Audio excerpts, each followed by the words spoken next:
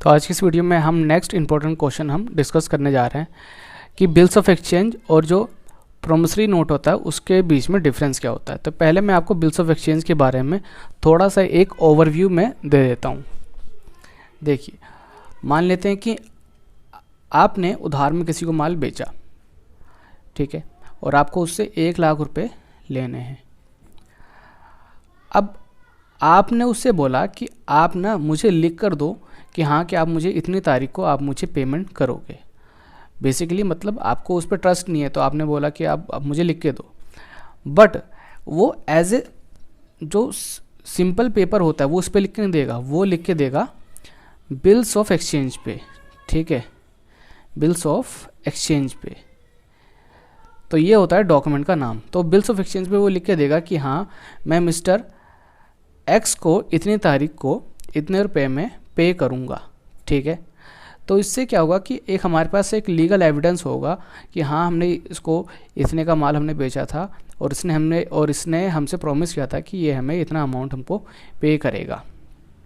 तो ये होता है हमारा बिल्स ऑफ एक्सचेंज। तो अब क्वेश्चन आता है कि प्रॉमिसरी नोट क्या होता है। तो अब हम इन दोनों में जो डिफरेंस है अब हम वो समझते हैं, ठीक है। तो हम बेसिस के हिसाब से हम डिफरेंस समझेंगे। बिल्स ऑफ एक्सचेंज का जो ड्रॉवर होगा वो कौन होगा? क्रेडिटर इज़ द ड्रॉवर, और प्रॉमिसरी नोट में डेटर इज़ द ड्रॉवर। यानी कि देखिए, बिल्स ऑफ एक्सचेंज में जो ड्रॉवर होगा वो होगा हमारा क्रेडिटर, यानी जिससे हमने उधार में माल खरीदा है, ठीक है। तो वो कौन होगा? वो होगा हमारा ड्रॉवर। बट प्रॉमिसरी नोट में जो डेटर होगा वो होगा हमारा ड्रॉवर।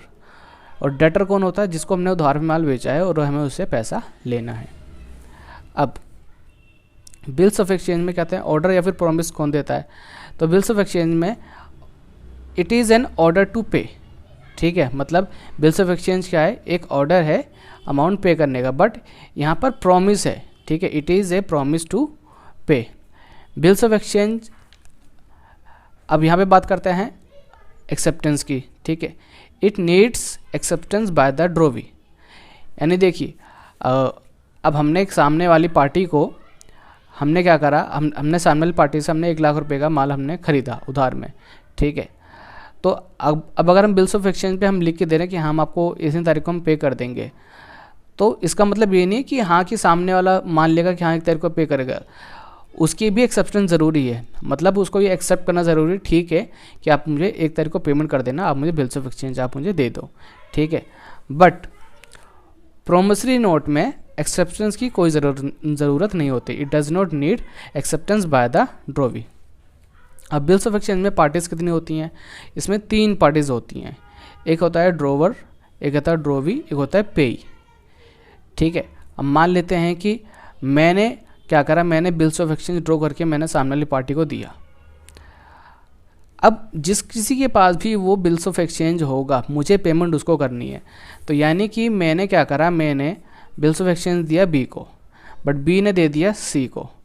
तो मुझे पेमेंट बी को नहीं करनी, मुझे पेमेंट करनी है सी को, क्योंकि वो बिल्स ऑफ एक्सचेंज सी के पास है।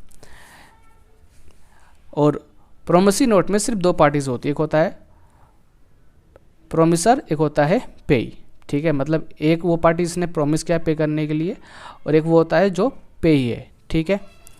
अब बिल्स ऑफ एक्सचेंज में जो लायबिलिटी है वो किसकी होती है? और प्रॉमिसरी नोट में liability of the drawer arises only if the acceptor does not पे। अब देखिए, ए ने क्या करा था, ए ने बिल ऑफ एक्सचेंज ड्रॉ करके दिया था बी को, ठीक है, बी ने दे दिया सी को। अब अगर ए सी को पेमेंट नहीं करता तभी जाकर इसकी जो लायबिलिटी है वो अराइज होगा, तभी वो लाइबल होगा, ठीक है। तो जो सी है वो बी के पास जाएगा और बोलेगा कि ए जो है वो पेमेंट नहीं कर रहा है, ठीक है। और प्रॉमिसरी नोट में promisor has the primary liability to pay. Bills of exchange copies, ठीक, मतलब जो इनकी कॉपीज़ है वो किस किस के पास होगी? In case of foreign bills 3 copies are made, but otherwise only 1 copy are prepaid. यानी अगर हम फॉरेन बिल्स की अगर हम बात करते हैं तो उस केस में 3 कॉपी बनाई जाती हैं बिल ऑफ एक्सचेंज की, ठीक है, 3 कॉपी बनाई जाती है बिल ऑफ एक्सचेंज की। बट अगर फॉरेन बिल नहीं है तो उस केस में सिर्फ और सिर्फ 1 कॉपी बनाई जाएगी। और प्रॉमिसरी नोट में only 1 copy is prepared whether it is foreign और लोकल।